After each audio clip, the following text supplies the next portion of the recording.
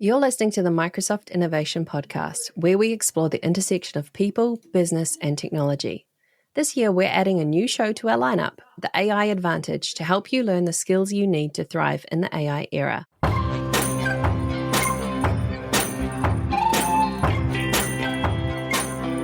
Welcome to the MVP Show. My intention is that you listen to the stories of these MVP guests and are inspired to become an MVP and bring value to the world through your skills. If you have not checked it out already, I do a YouTube series called How to Become an MVP. The link is in the show notes. With that, let's get on with the show.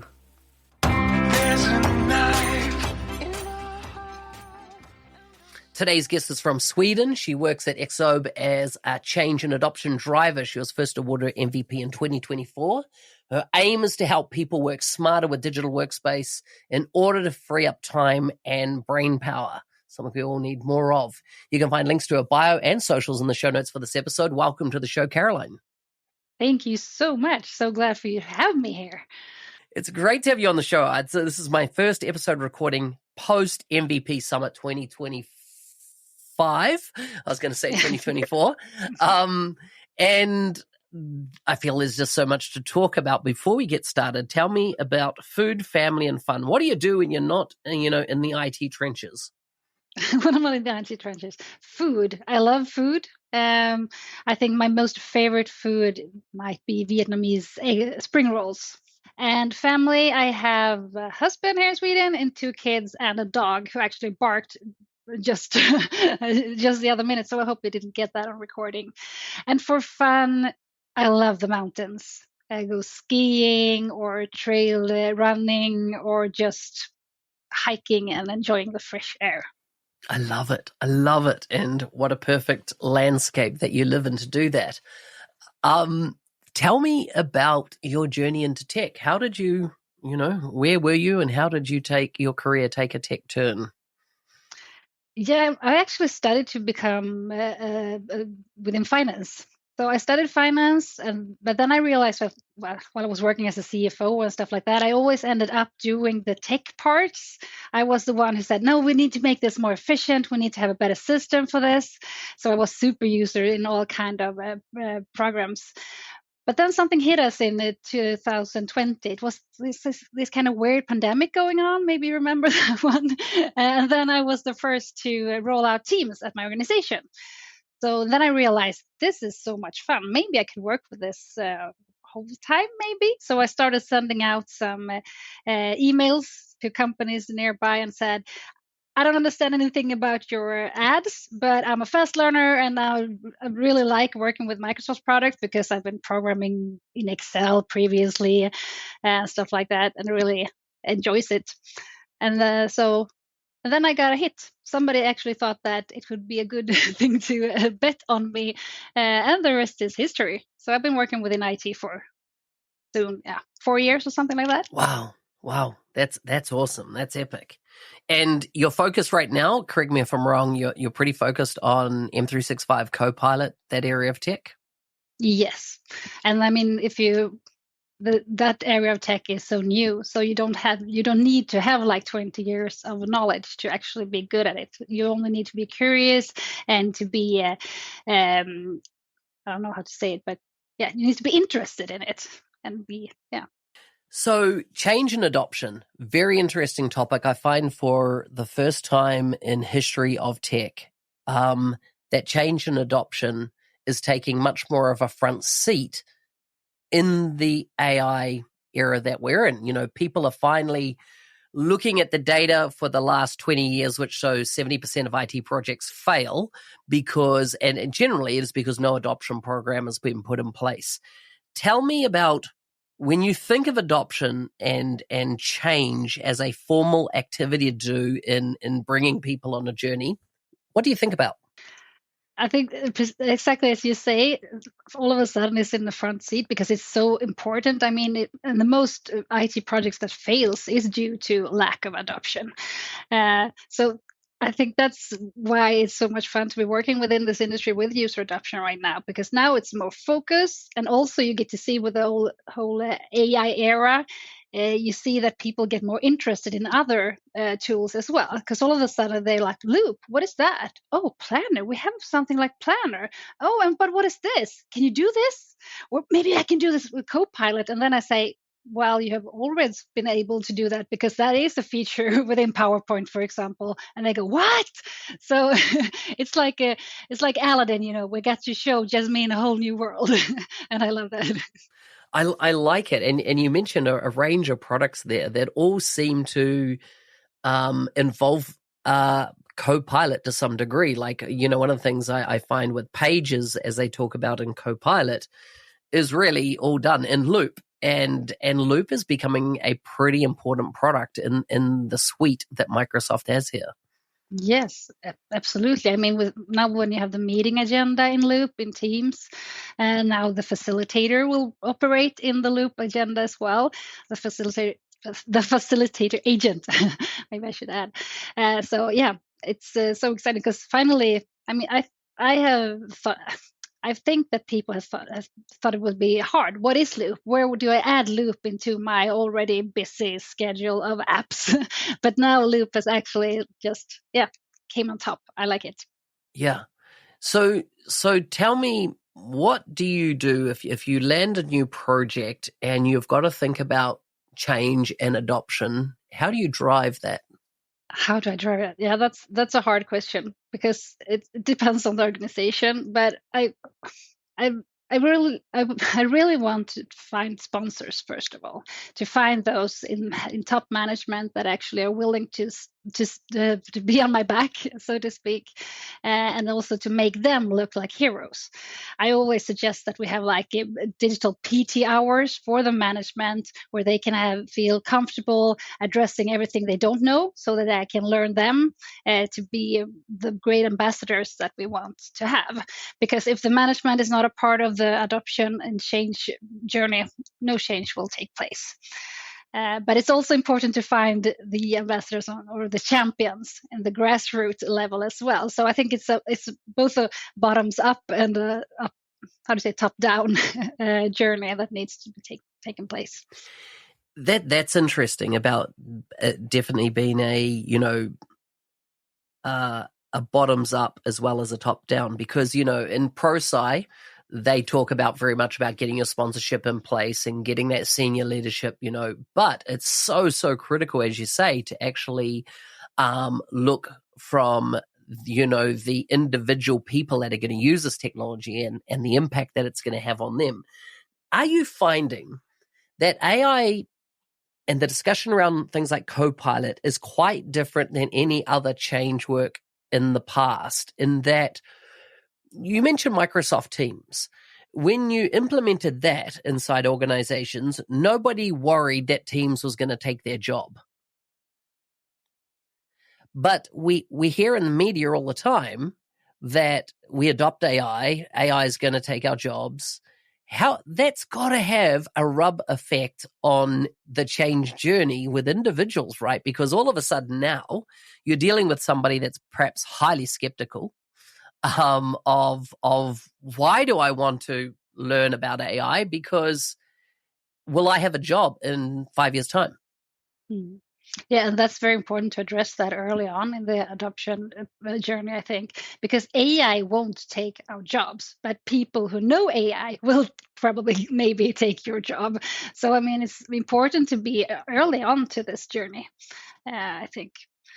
But of course, we need to address that. And I think that's hard when you're talking to management, because they only focus on the ROI, on the return on investment, right? When they buy these licenses.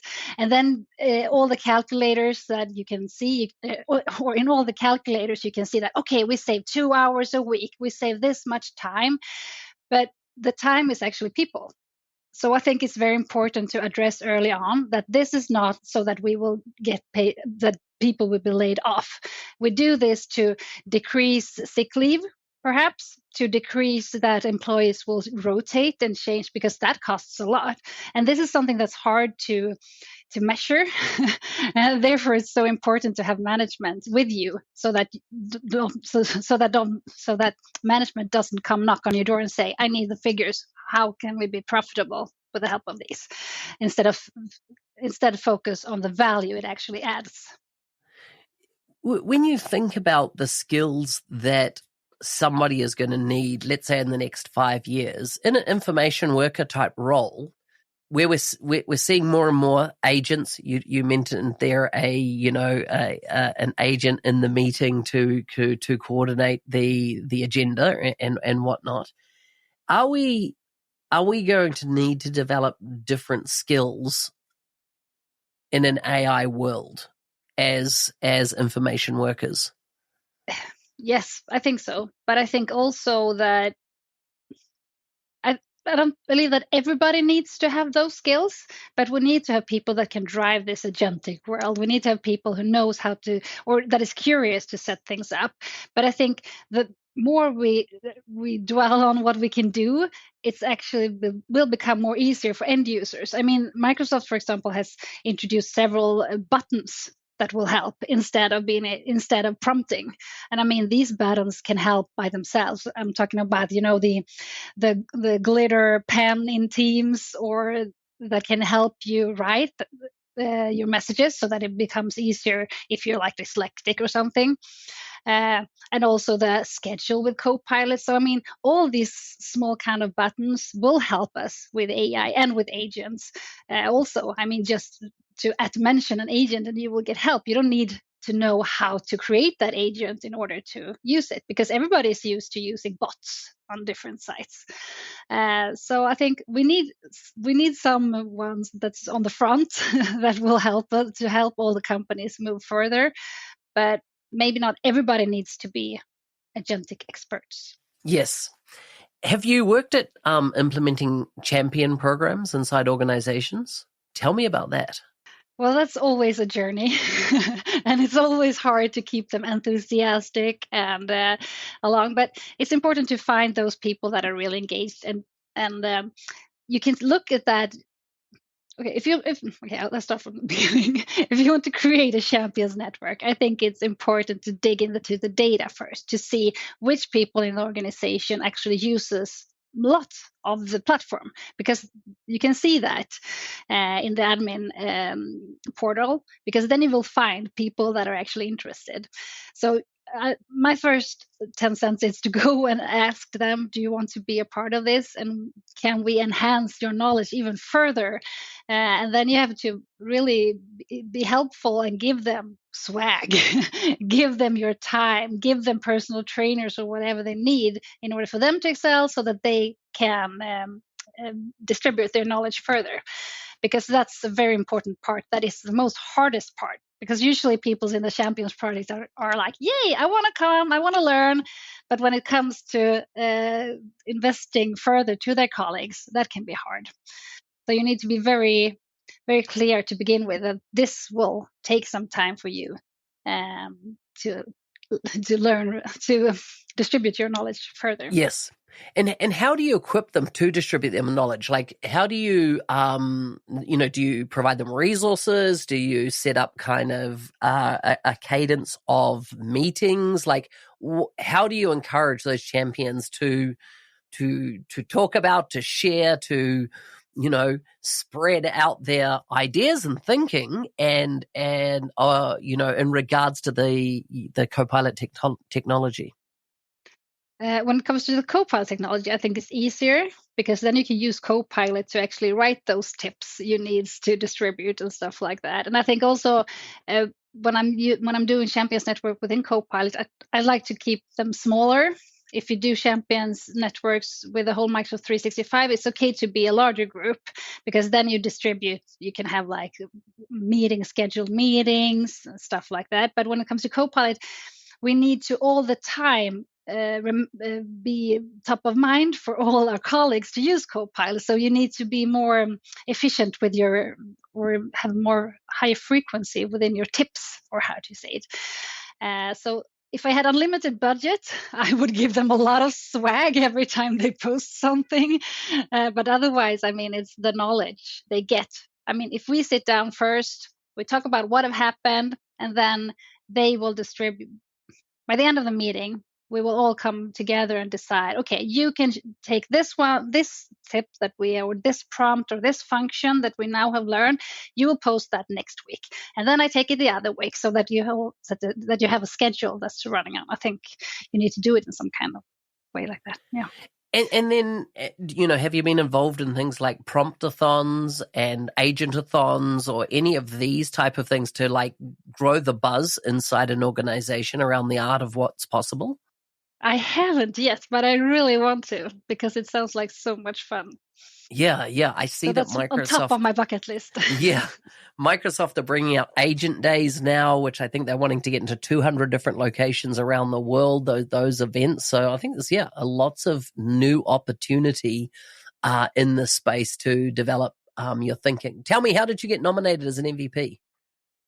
It was after I've been a part of Teamsdagen, a Teams conference in Sweden. I was submitted for a call for content, and I got chosen. And then they liked me, the organizers, and asked, "Do you want to come and join us organizing?"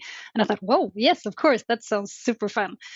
And then they said, "You're a perfect fit as a MVP," and I was like, what is that, almost? Because I was so new in the business.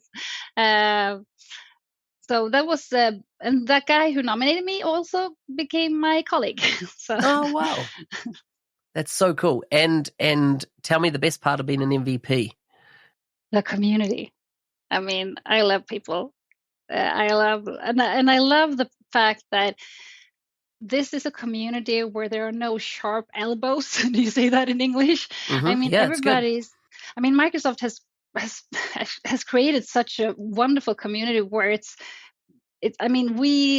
we get kudos if we share our knowledge, and I love it because there's job for plenty of us. And I also got like job proposals from fellow MVPs who said that, "Oh, this is assignment, I can take this, and I think you would be great in it." And I was like, "What? This would never have happened within my previous field of work," and I really love that. And also, I mean, tech people. I mean, if we are honest, tech people can be pretty introvert. And now you take the percentage of tech people that are extroverts, or most of them are, not all, of course, but most of them actually like to speak at conferences and like people, which makes it so much fun. I like it. My last question for you, what was the highlight of MVP Summit, your first MVP Summit?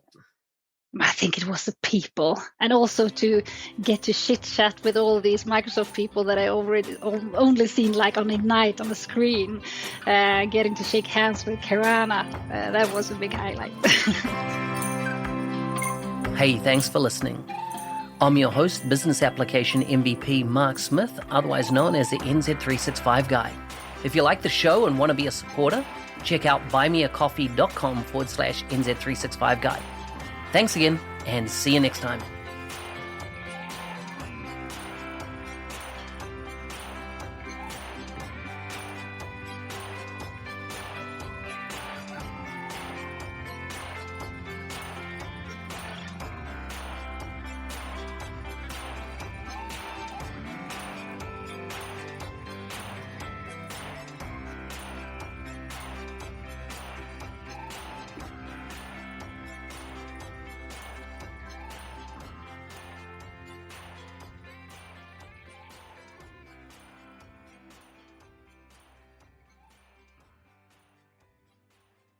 Are you ready to accelerate your career in the Microsoft ecosystem? The 90-Day Mentoring Challenge, created by Mark Smith, is your opportunity to create a personalized pathway to success. Join over 1,200 alumni from more than 70 countries who have achieved remarkable results, from promotions to new job opportunities.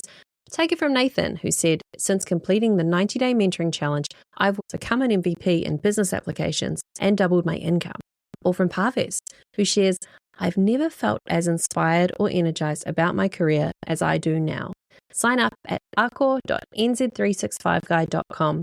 You can find the link in the show notes. And if you use the code podcast, you'll get 10% off.